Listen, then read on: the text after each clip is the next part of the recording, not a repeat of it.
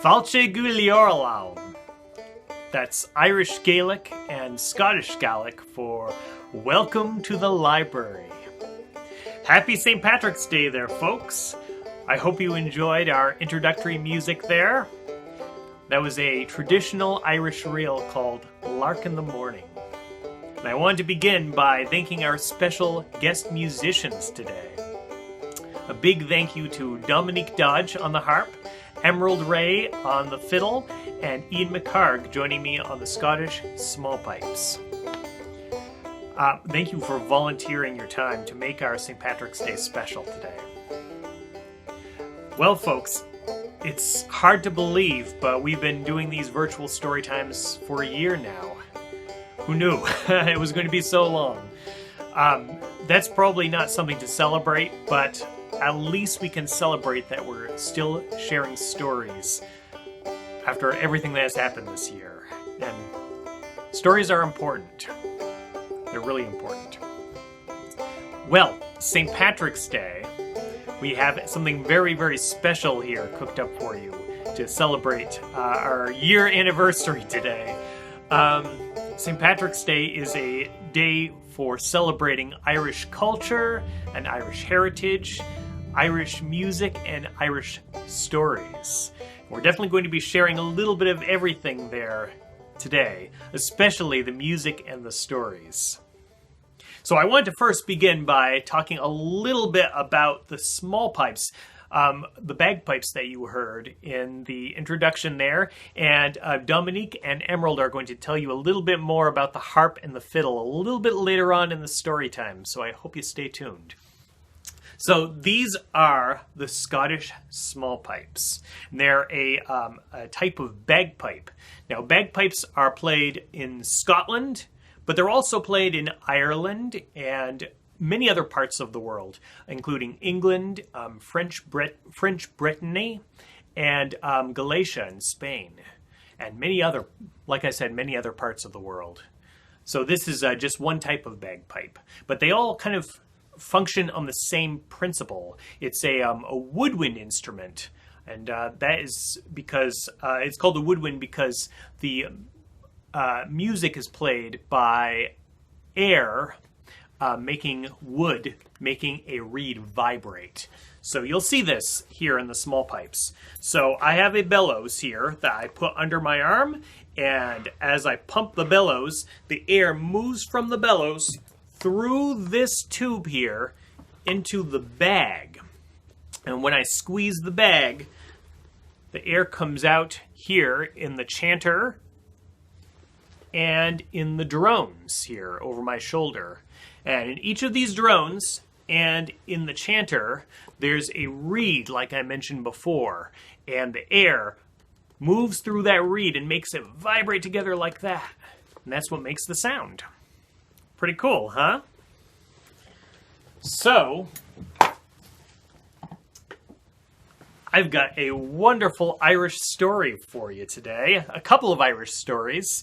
And the first one that we have is called Jamie O'Rourke and the Big Potato by Tomie DePaola. And the reading of this book today is by permission of Scholastic. And apologies ahead of time to my Irish friends out there and any other Irish listeners for my Irish accent.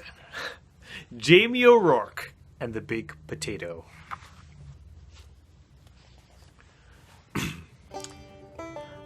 Jamie O'Rourke was the laziest man in all of Ireland. He would do anything to avoid working, especially if it had to do with growing potatoes.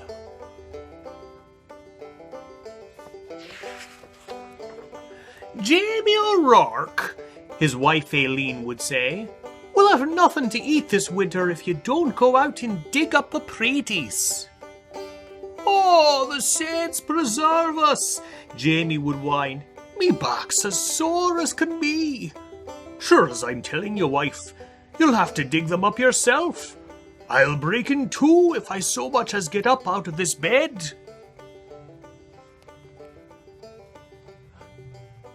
So Aileen, who had done all the planting and watering and weeding anyhow, would go out to the tiny garden and dig up the smallest potatoes in Ireland, all because Jamie was too lazy to dig a larger garden and had no money to buy good potato seed.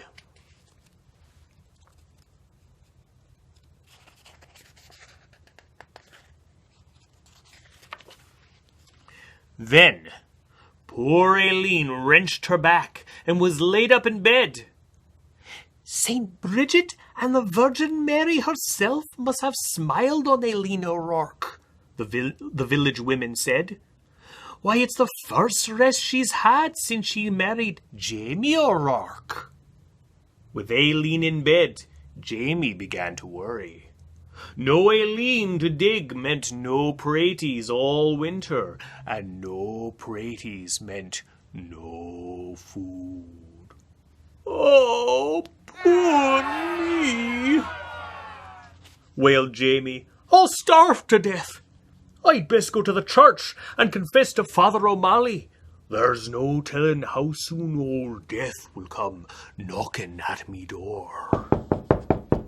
So, even though it was midnight, Jamie set out for the church. He was about halfway down the hill when he heard a singing and a tap, tap, tapping sound. What could it be? Sure, and wouldn't I be knowing, Jamie whispered, but I swear it's a leprechaun.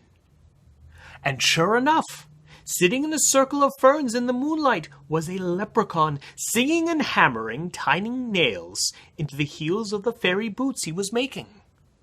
Jamie knew just what to do. He crept up and he grabbed the little man by his coattails and held firm. Let me go! Let me go! The leprechaun shouted. Not on your life, Jamie said. Not until you show me where to keep your pot of gold.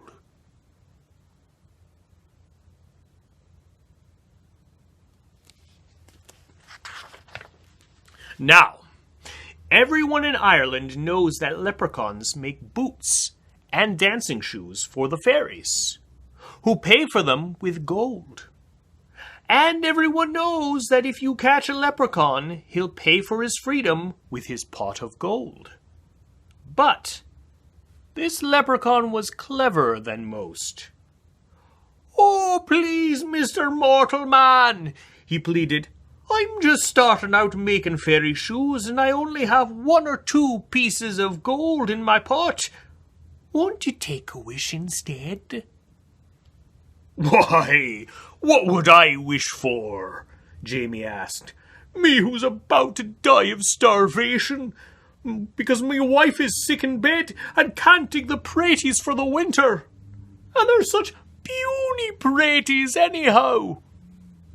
Well, said the leprechaun, reaching into his pocket, you could wish for the biggest pratie in the world. It would last all winter, and you wouldn't have to do anything more than plant the seed, water it, and wait.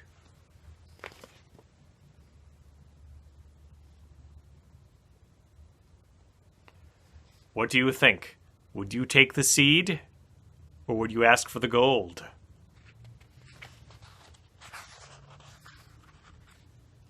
What do you think? That sounded wonderful to Jamie. Done, he shouted, and as the leprechaun dropped the seed into Jamie's hand, blink, Jamie let go of his coattails and off that leprechaun scampered.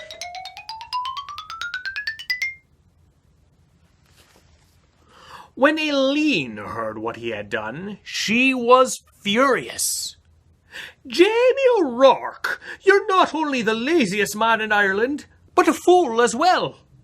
Giving up a pot of gold for a pratie seed. Well, I'm going to plant this seed and water it and you'll see, Jamie said, and out he went.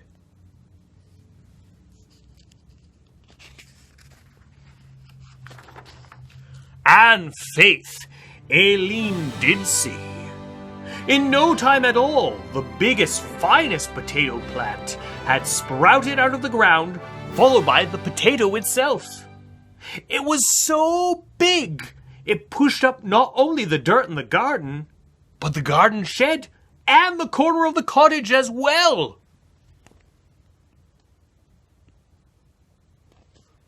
Well, surely now it's ready to dig, Jamie said proudly. What do you think? Is he going to be able to get that potato out of the ground? Let's see. He hoed all around it, but he couldn't dig that pratie out of the ground. He got a beam and a big rock, and he tried to pry it out. He pushed and pushed, but it wouldn't budge.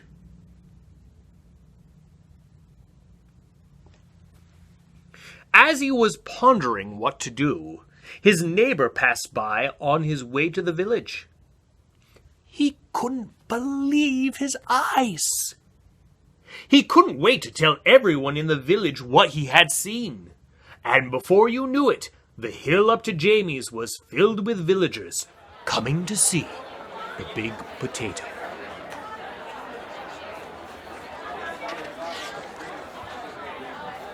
Where did it come from? They asked. Jamie told them about the lucky night he had caught the leprechaun and how smart he had been. Why, anyone could have gotten a pot of gold, he bragged, but the biggest pratie in the world, well, that took some doing. However did you outsmart a leprechaun? They all asked at once. Jamie hesitated and scratched his head. We'll help you dig up your pratie, Jamie, if you'll tell us how you did it. And they grabbed shovels and hoes and started to dig.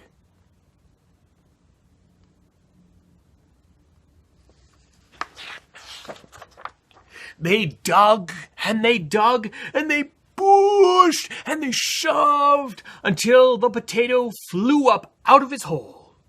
It rolled down the hill faster and faster until it reached the bottom, where it bounced up high and came to a stop, wedged between the stone walls on either side of the road.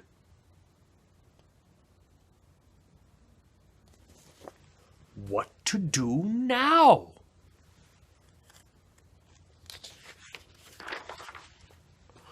That pratie is so big that no one, no cart, nothing can get by it, the constable complained to Father O'Malley. How's a body to get in or out of the village? What shall we do? The villagers wailed. Then they all looked at Jamie and said, It's your pratie. You'll have to move it out of our way. Well, Aileen spoke up, there's more than enough pratie for everyone. Why don't you all take some?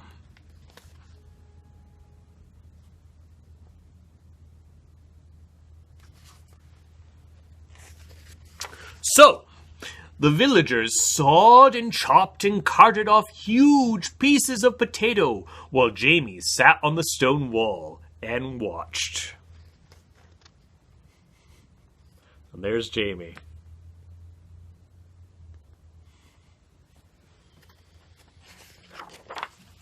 All winter long, everyone had potato to eat. And eat. And eat. Until no one wanted to see or hear of potato again.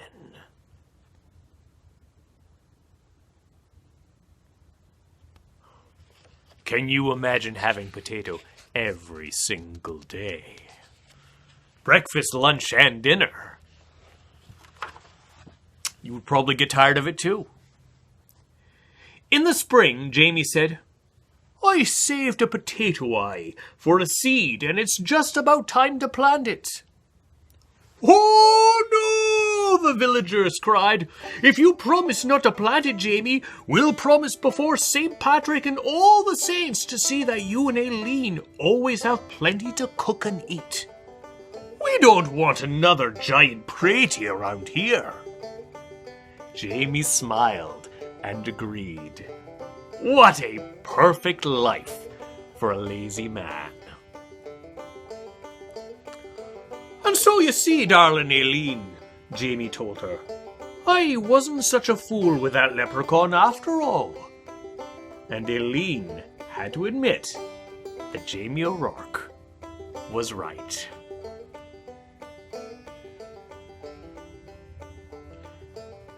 But what of the leprechaun?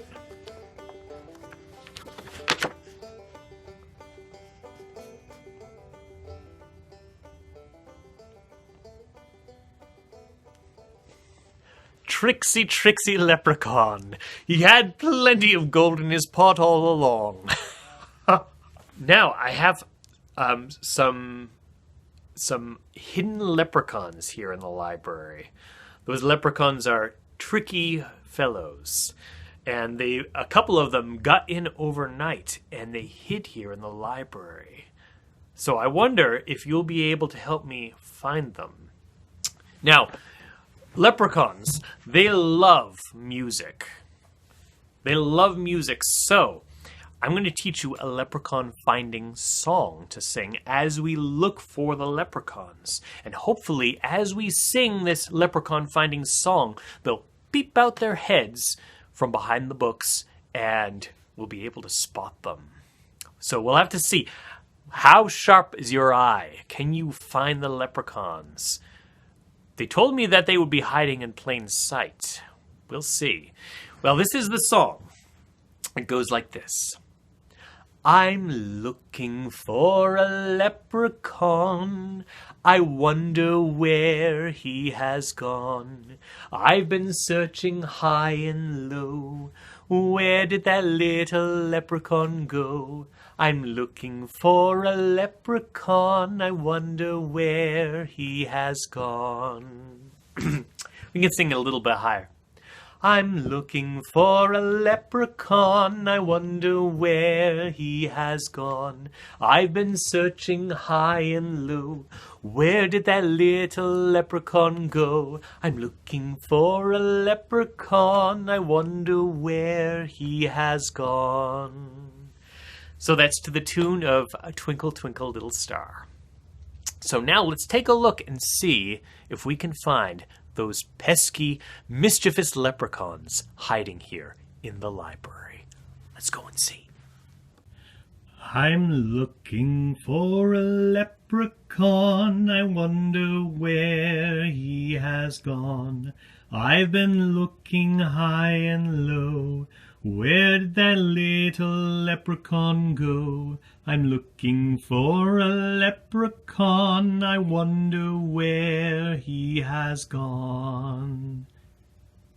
Can you spot the leprechaun?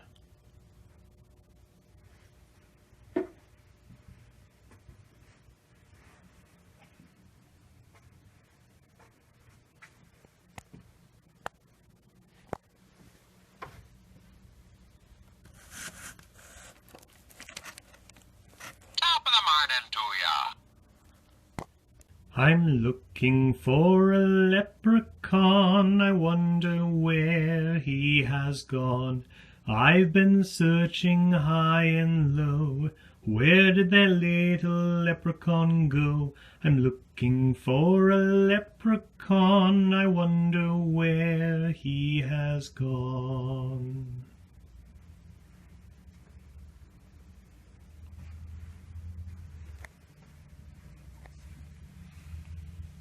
Top of the morning to ya. I'm looking for a leprechaun, I wonder where he has gone. I've been searching high and low. Where did that little leprechaun go? I'm looking for a leprechaun, I wonder where he has gone. Aha! Top of the morning to ya. All right there, folks. I have some special musical guests for you today. Here is Emerald Ray on the fiddle and Dominique Dodge on the harp. These are two instruments that you often see in traditional Irish music. They're going to talk to you a little bit about how the instruments work. Emerald, go ahead and take it away.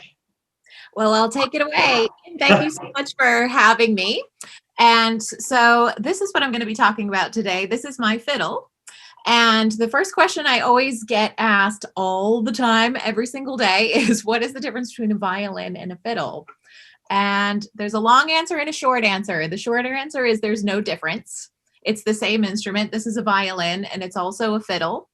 But I play fiddle music on it. And that's kind of the longer answer. But for now, I'm just going to talk about the instrument in general. And so this is a small stringed instrument. It's kind of like a cello or a big contrabass. They're all kind of the same sort of shape.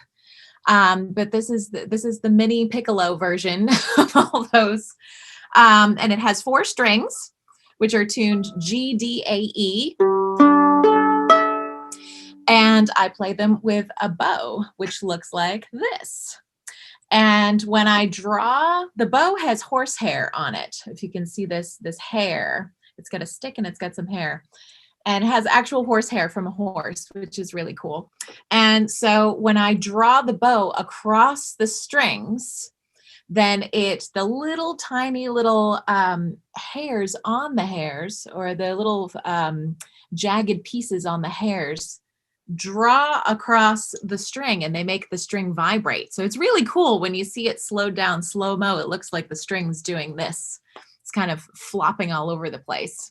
So that is the science. That's as science-y as you're going to get from me, because I'm a musician and I don't know science.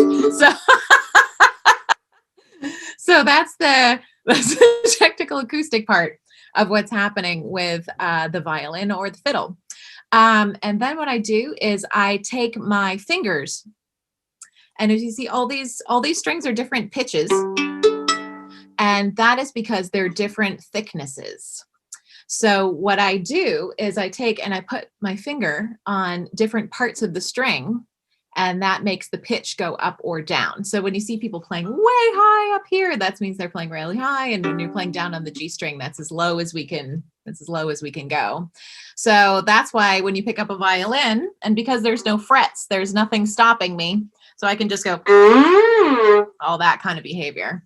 So, so I'm going to play you a fiddle tune now on this violin/fiddle thing. And I guess I'll play you a jig, and because that's kind of the most commonly known kind of fiddle tune. Like everybody's heard of a jig, but you might not have heard one to identify it. So I'm going to play you a Scottish jig called Drummond Castle, and it sounds a little bit like this.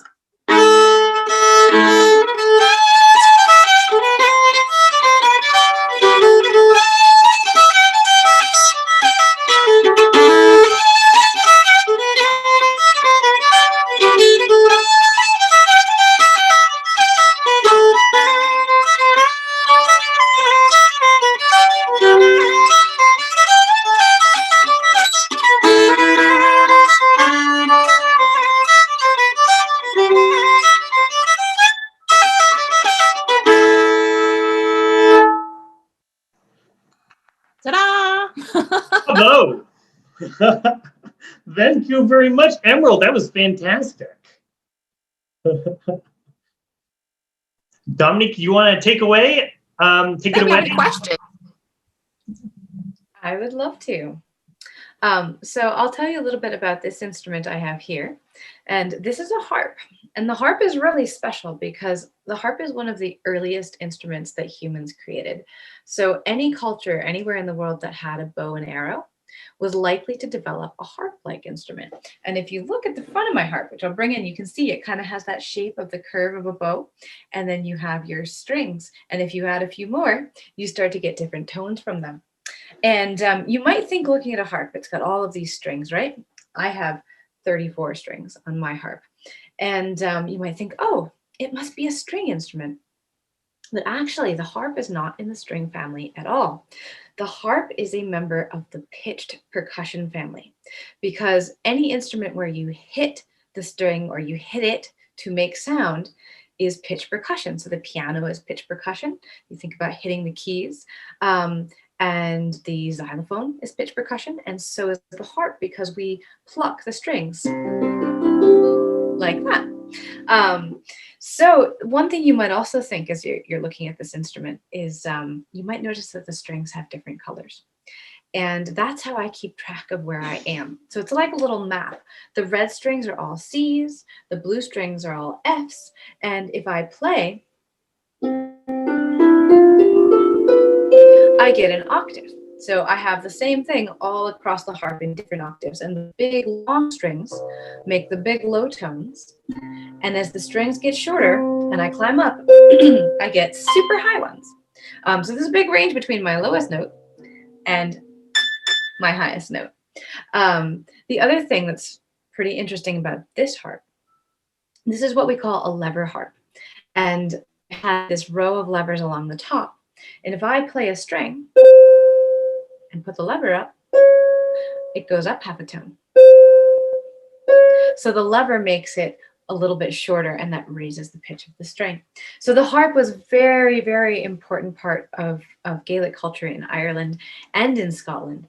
And I thought that since it's nearly St. Patrick's Day, that I might play you an Irish tune. So this is a hornpipe. And it's called the Blackbird, and I'm just going to play you a little snippet of it.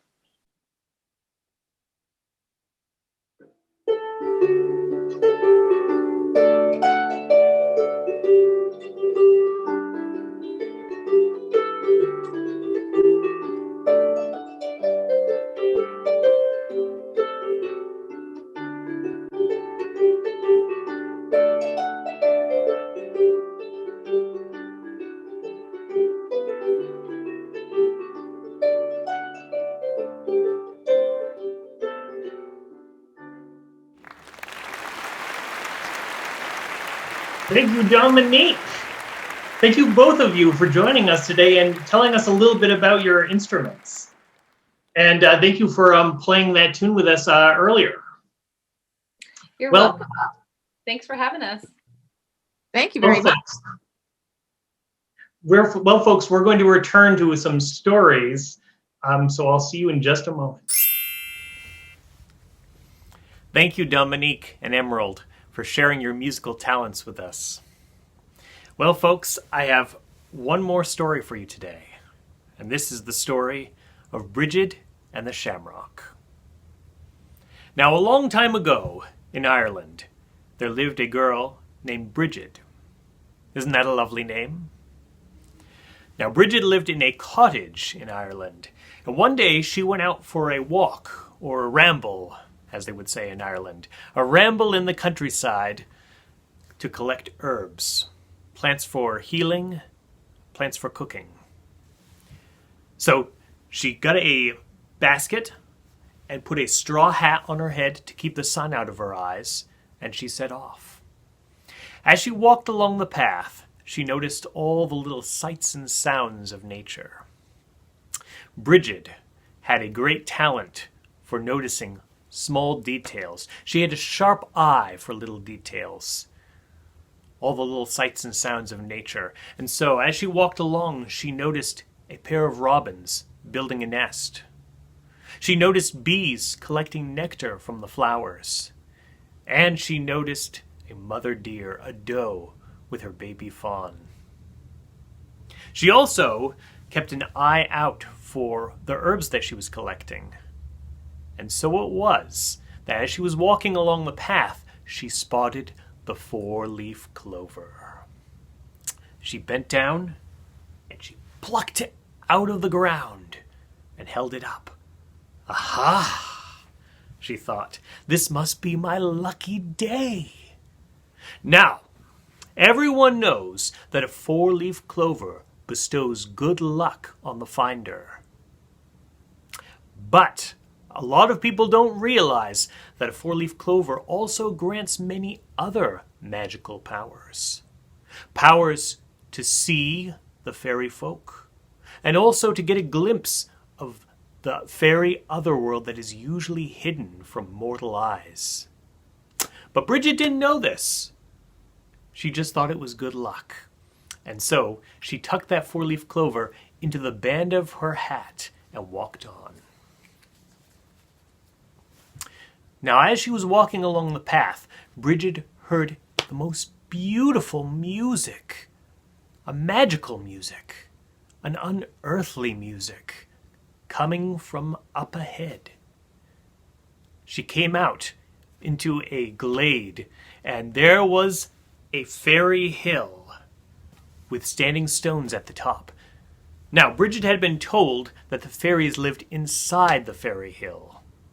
But today, at the foot of the fairy hill, spread out on the moss, she saw a fairy market. There were booths and stalls with the most fantastical things to buy. There was a booth filled with colorful silks and velvets suitable for making into fairy gowns and dresses.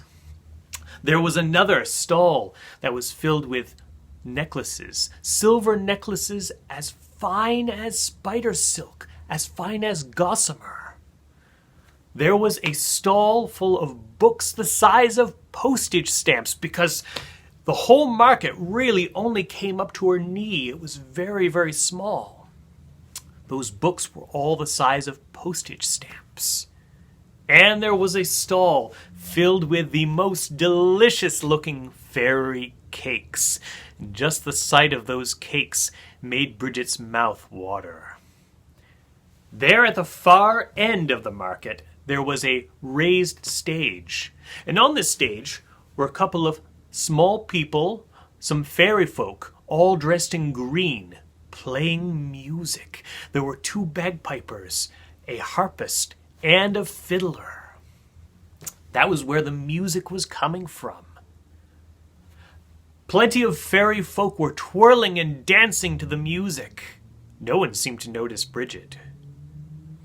Bridget caught sight of the stall closest to her, which appeared to be a shoemaker's stall. There were tons of little tiny shoes suitable for fairies. Behind the stall was sitting a leprechaun. A leprechaun, because you know that the leprechaun is the fairy cobbler, the fairy shoemaker. He makes the shoes for the fairies, and that is how he earns his gold. Well, the leprechaun caught sight of Bridget staring at him, and he gave a squawk of surprise. "Who are you?" he asked. "My name is Bridget," said Bridget. "And how is it you can see us?" asked the leprechaun. "I don't know," said Bridget honestly. And then the leprechaun caught sight of the 4-leaf clover in Bridget's hat. "Is that a 4-leaf clover I see?" asked the leprechaun. "It is," said Bridget, and she took it out of her hat and held it up for the leprechaun to see. The leprechaun put his hand up to his mouth, and he blew. And as he blew, a great gust of wind blew up, and it pulled that little shamrock right out of Bridget's hand. The second that the shamrock left her hand, the market vanished. "Oh no!" said Brigid. But thinking fast, she took her straw hat off and she tossed it at that fairy market. She rushed over, hoping that her straw hat had maybe captured a fairy, or maybe she could even try some of those fairy cakes. She rushed over and she gently lifted up that straw hat, and do you know what she saw? A butterfly, a toadstool, some spider webs, and a couple of slugs. Ooh. Brigid was disappointed. But then she looked closer. She noticed that the butterfly's wings were velvety, bright, and colorful. And she also noticed that the spider webs were covered with fine little dewdrops so that they sparkled like silver. And even the slugs left a silvery trail. Yes, there was magic there, thought Brigid, for those who could see. She never did find that four-leaf clover, but Brigid knew that she didn't need a four-leaf clover to see magic. She just had to look closely enough. She discovered, as the Irish writer W.B. Yeats said, that the world is full of magic things, patiently waiting for our senses to grow sharper. Well, folks, I hope you enjoyed that story. And I hope that as the weather gets warmer and the sun shines down, that you get a chance to go out and enjoy the natural world and, like Brigid, appreciate the small details, the sharp little details of nature. All the things, building nests and bees collecting their nectar and animals having their food, having their breakfast and their lunch. I hope that you'll pay attention to the natural world because there's magic there. Well, folks, I also want to thank our special guest musicians. A big thank you to Dominique Dodge, Emerald Ray, and Ian MacHarg. And all of these musicians are local. Ian and Emerald live here in Vermont, and Dominique is just across the border in New Hampshire. So I hope you'll check out their websites and check out any gigs that they have coming up, virtual or otherwise. Hopefully we'll be able to have them here in person to the library in the relatively near future. We'll see. Hopefully things will be opening up by summer. Well, folks, I wish you a very happy St. Patrick's Day. The best of Irish luck to you today and every day. Stay safe. And keep reading.